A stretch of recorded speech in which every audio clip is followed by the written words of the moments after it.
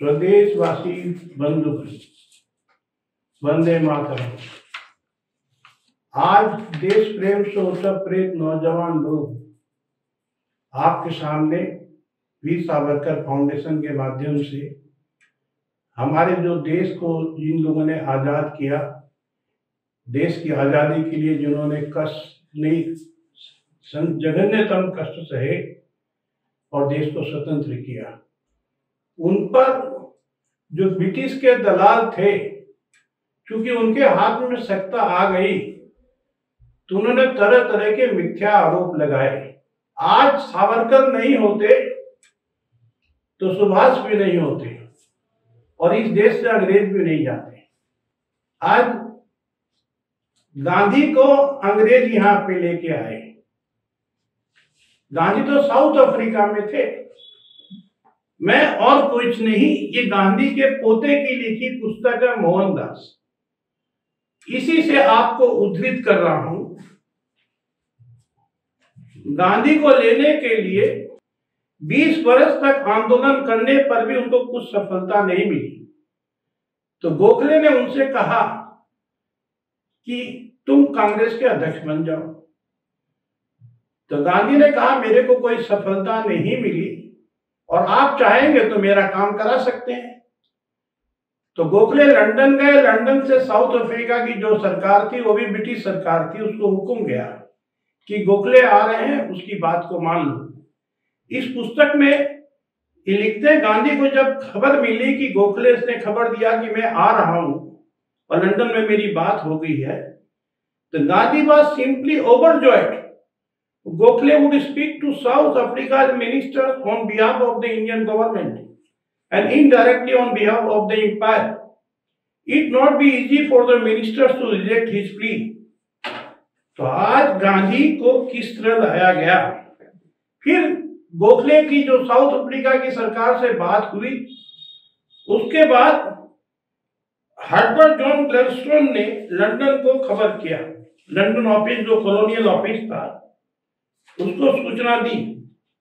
As regards the £3 tax, the Prime Minister told me that he thought it would be possible to meet Gokhale's views, though there might be strong opposition in Natal. तो इस तरह अंग्रेज गांधी को यहां लेकर आए और गांधी ने अपनी दुकानदारी चलाई। कांग्रेस के अंदर 15 प्रदेश थे और कांग्रेस का अगला प्रधानमंत्री कौन होगा, जो कांग्रेस का सभापति होगा वही बनेगा। 3 उम्मीदवार मैदान में थे, सरदार पटेल, डॉक्टर राजेंद्र प्रसाद, आचार्य कृपलानी। सरदार पटेल को 12 वोट मिले, राजेंद्र प्रसाद को 2 वोट मिला, आचार्य कृपलानी को 1 वोट मिला। राजेंद्र प्रसाद ने विड्रॉ कर लिया पटेल के समर्थन में। तो पटेल को प्रधानमंत्री बनना चाहिए था। नेहरू तो कांग्रेस का बहुत छोटा सा एक नेता था, फॉरेन अफेयर्स सेल का चेयरमैन था, जिसका वो चेयरमैन था राम मनोहर लोहिया सेक्रेटरी था। तो दुर्गा दास जो हिंदुस्तान टाइम्स के एडिटर थे, उन्होंने गांधी से पूछा, उन्होंने एक पुस्तक लिखी है फ्रॉम करजन टू नेहरू, कि नेहरू तो कैंडिडेट भी नहीं था, तो नेहरू प्रधानमंत्री कैसे बन गया। तो गांधी ने साफ गोई में कहा कि ये बात तो only English man in our camp, हमारे कैंप में अंग्रेजों का दलाल एकमात्र नेहरू था। तो अंग्रेजों ने साफ कह दिया गांधी से कि हम सरदार पटेल के हाथ में पावर नहीं देंगे। तब गांधी के जो समधी थे राजगोपालाचारी, उन्होंने समझाया और नेहरू और गांधी और सरदार पटेल के बीच में बीच बचाव किया और एक समझौता हुआ कि एक ही अगले चुनाव तक तो नेहरू प्रधानमंत्री रहेंगे, अगले चुनाव के बाद सरदार पटेल प्रधानमंत्री बन जाएंगे। क्योंकि सरदार पटेल की मृत्यु पर राजगोपालाचारी लिखते हैं, उनको तो प्रधानमंत्री बनना था, वो इतने जल्दी कैसे चले गए। तो गांधी भी अंग्रेजों का दलाल और जवाहरलाल भी अंग्रेजों का दलाल। वो आक्षेप लगाते हैं सावरकर पर कि सावरकर ने माफी मांगी। अरे जो आदमी 27 बरस तक ब्रिटिश कस्टडी में रहा, 12 बरस तक अंडमान की जेल में रहा, फिर इंडिया के जेल में 3 बरस रहा, फिर 15 बरस तक अपने घर में कैद रहा। एकमात्र इंडिया में वही एक नेता था जिसमें प्रतिबंध था कि वो राजनीति भी नहीं कर सकता है। इवन तिलक पर भी प्रतिबंध या लाला लाजपत राय में भी प्रतिबंध नहीं लगा। तो आज उसको बोलते माफी मांगी। अरे सरकार को कंप्लेन करना क्या माफी मांगना होता है क्या कि हमारे प्रति अन्याय हो रहा है? आज तक नेहरू के जो चमचे हैं उन्होंने एक भी प्रमाण नहीं लाके दिया कि सावरकर ने माफी मांगी, किसी भी पत्र में नहीं दिखाया। हाँ, जैसे हम कोर्ट में जाते हैं, कोर्ट में हम बोलते हैं मी लॉर्ड, तो मी लॉर्ड का मतलब थोड़ी जज भगवान बन गया। उसीलिए अंग्रेजों ने कैदियों के लिए एक शब्द की रचना की थी। कैदी यदि शिकायत भी करते हैं तो उसको मर्सी पिटीशन बोलते हैं। तो उस मर्सी पिटीशन को आप माफीनामा कहेंगे। दूसरी बात, सावरकर ने गांधी की हत्या का षड्यंत्र रचा था। बहुत विचित्र बात है। यदि वास्तव में देखा जाए तो गांधी के हत्यारों को शेख पैतेज नेहरू ने दिया।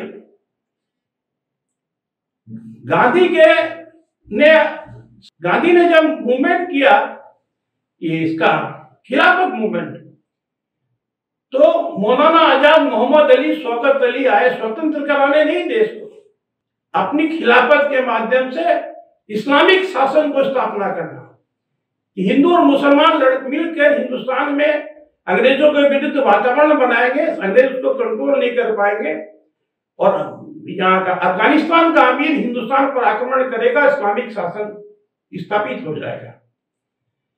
तो मौलाना आजाद कांग्रेस में रह के पाकिस्तान तो बना दिया।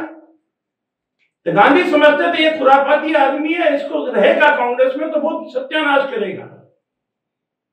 तो उसने नेहरू से कहा और मौलाना आजाद से भी कहा कि तुम कैबिनेट से रिजाइन करो। कि लॉर्ड माउंटबेटन को डेली रिपोर्ट भेजना पड़ता था लंदन, उसमें ट्रांसफर ऑफ पावर में लॉर्ड माउंटबेटन ने लिखा है, पर नेहरू ने आजाद को रिजाइन करने नहीं दिया। मतलब गांधी कमजोर पड़ गए, इसलिए गांधी को अनशन करना पड़ा 55 करोड़ रुपया दिलाने के लिए। तो 20 जनवरी को गांधी के ऊपर हमला हुआ, मदन लाल पावर ने हमला किया। इसके पहले गांधी जब भंगी कॉलोनी में रहते थे, उन्होंने हिंदू मंदिर में, वाल्मीकि मंदिर में कुरान का पाठ कर दिया। लोगों का विद्रोह हो गया। तो गांधी की सुरक्षा को देखते हुए गांधी को बिरला हाउस में लाया गया। जब मदन लाल पाहवा ने हमला किया, लाखों शरणार्थी पाकिस्तान से आ रहे हैं जो दुखी हैं, वो गांधी को मार सकते हैं। तो नेहरू ने ऐसी व्यवस्था क्यों नहीं की कि गांधी पर और भरकर हमला नहीं हो, गांधी के पास जाने वालों की चेकिंग नहीं हो। पर गांधी नेहरू ने सोचा इस साले को मर जाने दो, और दूसरा हमला हुआ उसमें मर गए। कि नेहरू ने उस एक अपनी कल्पना में एक नई कहानी बना ली कि हमको हिंदुस्तान में किस तरह प्रतिपक्ष को रौंदना है।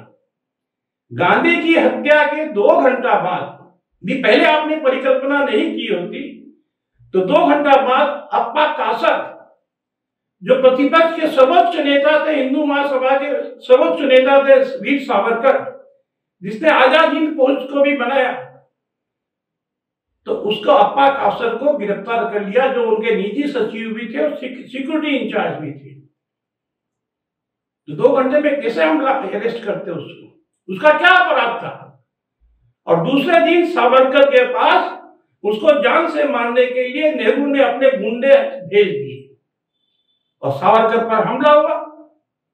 वो तो भगवान का कृपा है कि हिंदू महासभा के वहां कार्यकर्ता पहुंचकर सावरकर और उनके लड़कों ने भी बंदूक टान ली तो बच गए। तो वहां से नेहरू ने हुक्म दिया और स्वतंत्रता सेनानी नारायण सावरकर उनके घर पहुंच के उनको घर से बाहर निकाला और जो मार मारा कि वो जिंदगी में उठ नहीं पाया, उसका मरेगी। ये तो नेहरू का कृतित्व था। अब नेहरू ने एक काम किया कि हमने देश के साथ विश्वासघात किया। हमने वोट किया था कि हिंदुस्तान को हम डिवीजन ऑफ इंडिया नहीं करेंगे, हमने तो कुर्सी के लिए भारत का विभाजन कर दिया। 14% वोट हिंदू महासभा को मिला था 1945 में, 1952 में तो मुझको हारना ही है। सरदार पटेल लिखते हैं नेहरू को 27 फरवरी 1948 को कि गांधी मर्डर केस में सिर्फ 10 आदमी इन्वॉल्व हैं और 8 आदमी ऑलरेडी अरेस्ट कर दिए गए हैं। इन्होंने 26-25 हजार हिंदू महासभा के कार्यकर्ताओं को वर्षों तक जेल में क्यों रखा? राष्ट्रीय स्वयंसेवक संघ पर प्रतिबंध क्यों लगाया? आपके पास जब प्रमाण था कि 10 आदमी सिर्फ खाली विपक्ष को क्रश कर देना। 4 तारीख को सावरकर को जिस दिन पहले हमला हुआ तो रात में सावरकर के घर में पुलिस पहुंच गई और उनके यहां से 143 फाइल उठा के ले गए, उनका जो पत्र व्यवहार हुआ। और 4 तारीख की रात में एक डॉक्टर आता है 4 फरवरी को, और उनको 1 साल पहले हार्ट अटैक होता और बीमार रहते, ज्वर में थे, उनको ओके का सर्टिफिकेट देके सुबह 5 बजे अरेस्ट कर लिया जाता है। किस कानून में अरेस्ट किया गया मालूम भी नहीं। इसके बाद 23 मार्च तक उनके परिवार वालों को मालूम नहीं कि सावरकर कहां है। फिर 11 मार्च को दिल्ली के एक मजिस्ट्रेट ने जिसके पास वो पावर नहीं था, पंजाब का एक मजिस्ट्रेट का, उसने सावरकर को गांधी मर्डर केस में इन्वॉल्व किया और गांधी मर्डर केस में इन्वॉल्व हो गए। कैबिनेट की मीटिंग में भी यह मामला उठा तो डॉक्टर अंबेडकर ने नेहरू से कहा यह गलत बात है सावरकर जैसे बड़े आदमी को फंसाना। तो नेहरू ने कहा कि I want blood of Savarkar. तब गुस्से में अंबेडकर ने भी कहा कि तुम सावरकर का बाल बांका भी नहीं कर सकते हो। उसके बाद जब इसका जजमेंट आया तो उसमें वो क्या लिखते हैं देखिए, जज साहब दुखी होते हैं तो जजमेंट देते हैं, सावरकर ने देश के लिए बहुत कुछ भुगता, इस बात की जांच की जानी चाहिए कि ऐसे महान नेता का नाम इस हत्याकांड में क्यों घसीटा गया। तो आप जो मनमाना आएंगे करेंगे, विपक्ष के 26-25 हजार वर्कर को अरेस्ट करके रख देंगे तो आपको 52 का चुनाव जीतना है। जब सावरकर यहां छूट जाते हैं तो हिंदू महासभा दिल्ली में भी आप मीटिंग नहीं बुला सकते हैं, कहीं नहीं मीटिंग बुला सकते। सरदार पटेल से श्यामा प्रसाद मुखर्जी जो कैबिनेट में हिंदू महासभा के प्रतिनिधि थे, उन्होंने पटेल से कहा भाई कि हमको मीटिंग बुलाने दिया जाए, बोला नहीं बुला सकते हो। तो उन्होंने कहा पटेल से भाई सावरकर का नाम क्यों इन्वॉल्व है, तो उन्होंने उनको आपकी राजनीति के विरोधी राजनीति कर रहे इसलिए है क्या? तो पटेल ने जवाब दिया नहीं, मैं देखता हूं कुछ नहीं होगा। पर पटेल और नेहरू के मुंह पे तमाचा है जब सुप्रीम जज आत्मा शरण ने जो जजमेंट दिया सावरकर को इसमें क्यों फंसाया गया। अब कलकत्ते में जब हिंदू महासभा का अधिवेशन होता है तो 5-7 हज़ार की भीड़ होती है, नेहरू सकपका जाता है, अभी भी हिंदू महासभा जिंदा है। तो नेहरू सावरकर पे अरेस्ट कर लेता है कि मुसलमानों के विरुद्ध भाषण दे रहा था, उनको अरेस्ट कर लिया गया। फिर एक शर्त लगाई सरकार ने कि सावरकर कोई पब्लिक एक्टिविटी नहीं कर सकते हैं। ब्रिटिश सरकार के जमाने में भी ये हालत, इसमें भी ये हालत। और 52 के चुनाव के पहले उनको छोड़ा जाता है। तीसरा 52 का चुनाव उन्होंने जीता। यह अभियोग लगाते हैं कि मुस्लिम लीग के साथ हिंदू महासभा ने समझौता किया सिंध में। अरे मुस्लिम लीग ने ऑफर किया था मेहर चंद खन्ना को, हिंदू महासभा के जो एमएलए थे, उन्होंने मना कर दिया हम नहीं जाएंगे।